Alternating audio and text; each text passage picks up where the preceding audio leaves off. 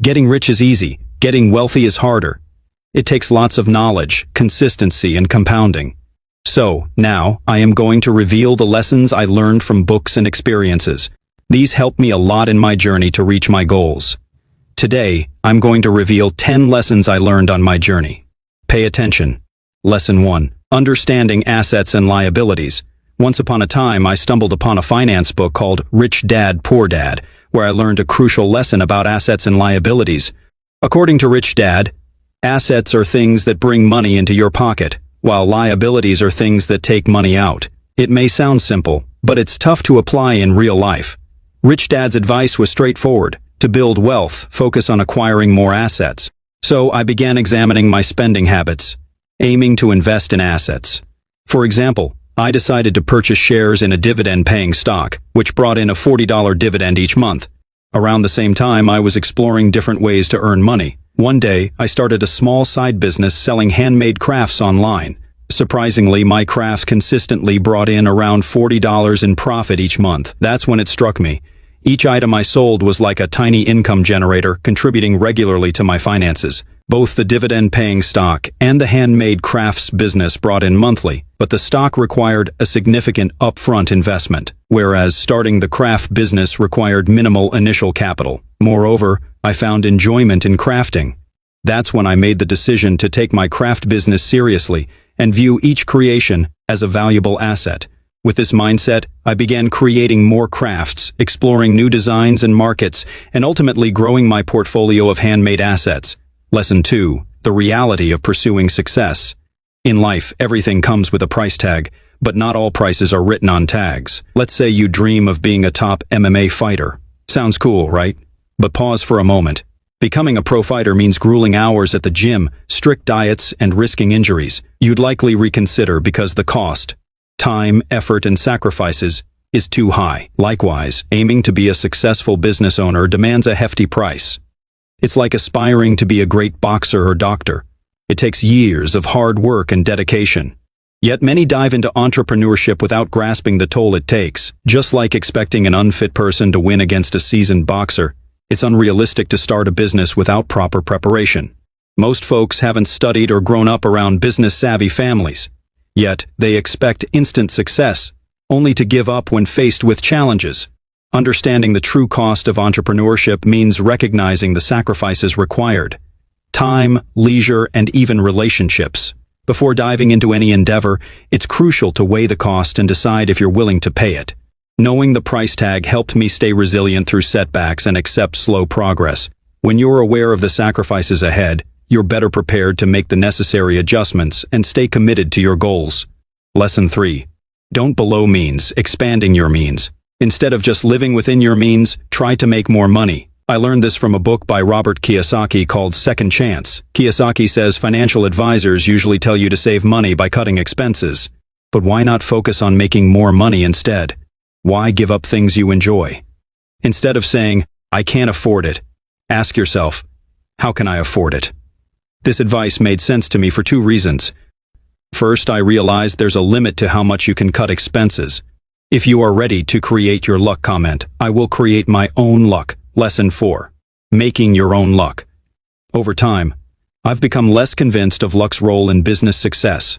Often, what seems like luck is just the result of taking numerous actions. Imagine you and I are hunting for a rare collectible. I visit 10 antique shops, but you explore 100. Who's more likely to find it? Clearly, you are, but to others, it might seem like luck when you stumble upon it.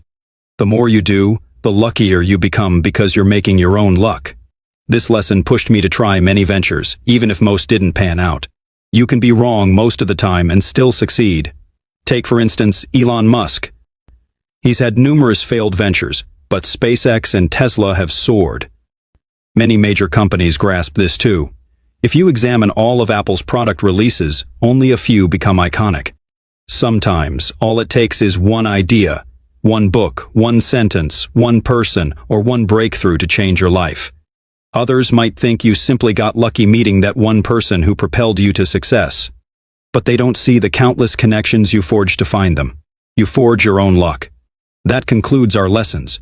But I have one more bonus insight to wrap up everything we've discussed. Initially, I delved into entrepreneurship to amass wealth.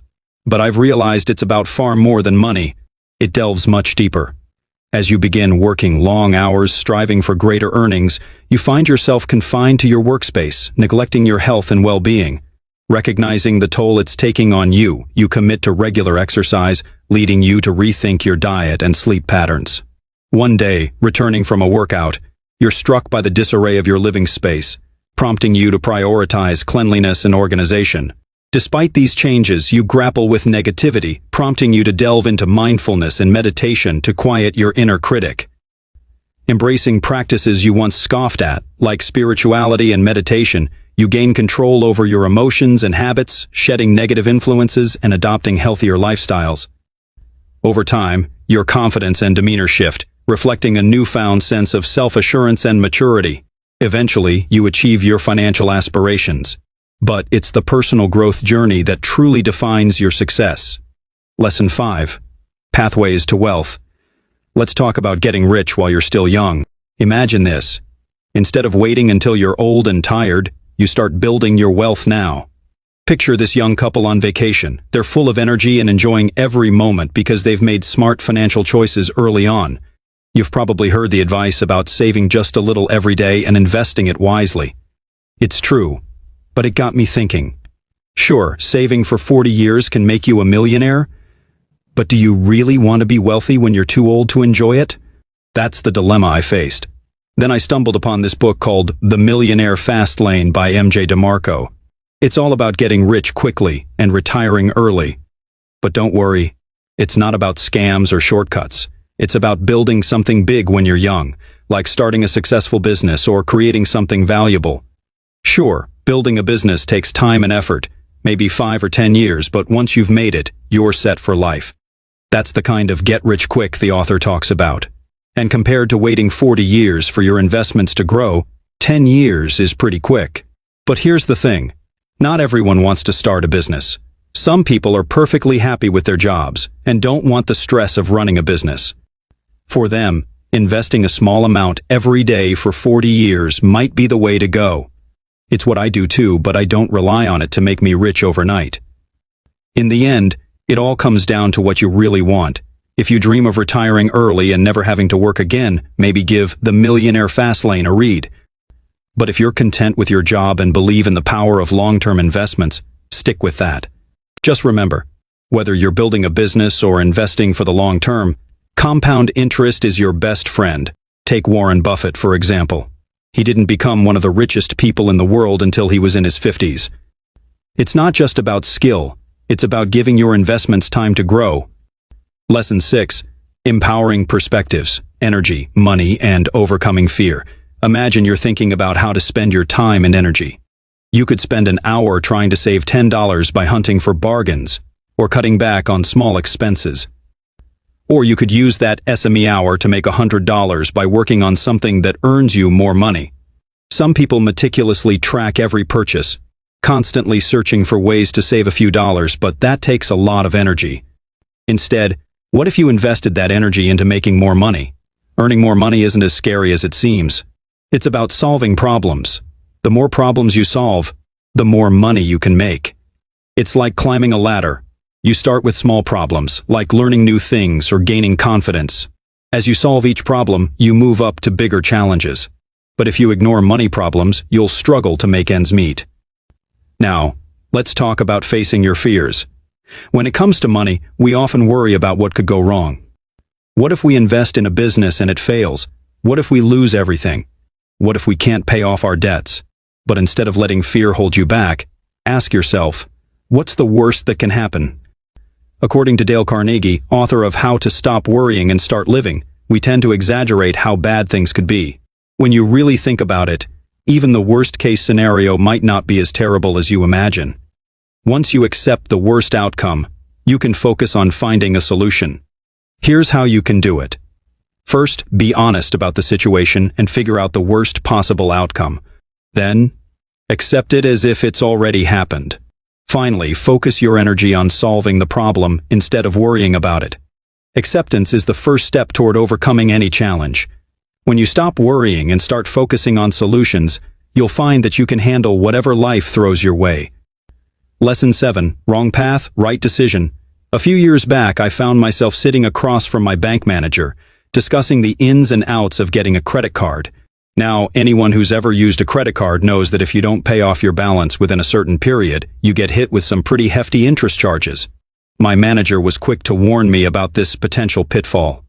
He outlined 2 options for paying back the money I borrowed. The first was to manually pay off the balance each month by setting a reminder on my calendar. It sounded simple enough. Just 1 click and the money would be transferred. No need to fill in account numbers or deal with any hassle. Plus, it was free of charge. The second option was to have the payments automatically deducted from my account each month. This seemed convenient, but it came with a catch, a small fee of around $3 per month. My manager was clear about his recommendation. Go with the first option. It was free, easy, and, in his opinion, the best way to avoid unnecessary fees. So, I took his advice and opted for the manual payments, thinking I could easily handle clicking a button on my phone each month. But, as life would have it, things didn't go as smoothly as I had hoped. Despite setting reminders on my calendar, I managed to forget to make payments not once, but twice, and each time I ended up paying a hefty chunk of interest, $50 one time and $60 the next. I realized then and there that relying on my own willpower to remember to make these payments was a recipe for disaster. I mean, sure, I had reminders popping up on my phone, but life gets busy, and sometimes those reminders just slipped through the cracks. Like that time I got caught up in something important and told myself I'd do it later, only to forget entirely. After shelling out more money in interest than I cared to admit, I finally reached out to my bank manager and asked him to switch me over to automatic payments. He warned me once again about the small fee, but by then, I had learned my lesson. And you know what? It was the best decision I ever made. Sure, I had to pay a few extra bucks each month, but it was a small price to pay for the peace of mind that came with knowing my payments would always be made on time. That experience taught me a valuable lesson. When it comes to managing your money, relying on willpower alone just isn't enough. Whether you're saving, investing, or paying off debt, automation is the way to go. It takes away the need to rely on your own memory and ensures that things get done, no matter how busy life gets. So, do yourself a favor and make things automatic. Your future self will thank you for it. Lesson 8. The true value of your life energy. In her book, Your Money or Your Life, Vicki Robbins reveals a profound truth. Our jobs often consume our lives. We devote more than 40 hours each week to work, including time spent getting ready, commuting, and even unwinding from work-related stress. Our entire existence revolves around our jobs, all in pursuit of money. But what if we saw money differently? What if we viewed it as our life energy? Suddenly, every purchase becomes a trade-off between what we want and the time we spend earning that money. For instance, that fancy new phone isn't just $800. It's a month of your life toiling away at a job you might not even enjoy. But this perspective isn't about guilt-tripping ourselves out of spending. It's about valuing our money more. When we recognize the true cost of our purchases in terms of our life energy, we're more likely to spend on things that truly matter to us, rather than frivolous items we'll rarely use. So, what's the price of your life energy? Traditionally, it's calculated by dividing your net pay by the number of hours worked. But it's not that simple. Consider all the expenses tied to your job, commuting, eating out, living in an expensive city, all of which chip away at your true earnings per hour. By deducting these job-related costs, you'll gain a clearer picture of what your life energy is truly worth. Lesson 9. Embracing change. Letting go to move forward. Imagine you're on a road trip, driving towards a highly anticipated destination. Halfway there, you realize you took the wrong exit. The correct route is right beside you, but to get back on track, you have to backtrack, take a breather, recalibrate your GPS, and start anew. Now, instead of turning back, you might think, well, I've already come this far, might as well keep going. Even though you're aware of the mistake, the thought of retracing your steps feels like admitting defeat. You've invested time and effort into reaching this point, and the scenery isn't too shabby either, so you convince yourself to stay the course. This reluctance to turn back, despite knowing it's the right decision, is a prime example of the sunk cost fallacy. It's when we prioritize past investments over future outcomes, clinging on to what's already been spent rather than considering what lies ahead. Maybe you're thinking, If I were in that situation, I'd turn around without hesitation. But consider this. You've been pursuing a career path chosen by your parents, even though it's not where your heart lies. You're halfway through, feeling the weight of misalignment, yet you persist. Why?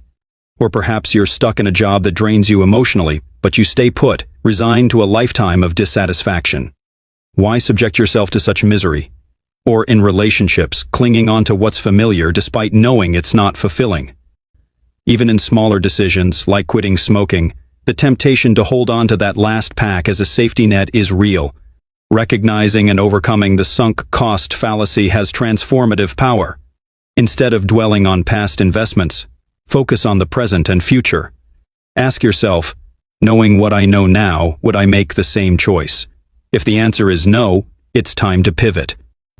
It's not easy to let go of sunk costs. I've grappled with it myself. I once invested a significant amount of time and effort into a business venture that I thought was promising. However, after a while, it became clear that it wasn't going to pan out the way I had hoped. Despite this realization, I found myself hesitating to cut my losses and move on. I had poured my heart and soul into this project, and admitting defeat felt like a blow to my ego. The thought of abandoning all the work I had done was disheartening, but I knew deep down that continuing down this path would only lead to further disappointment.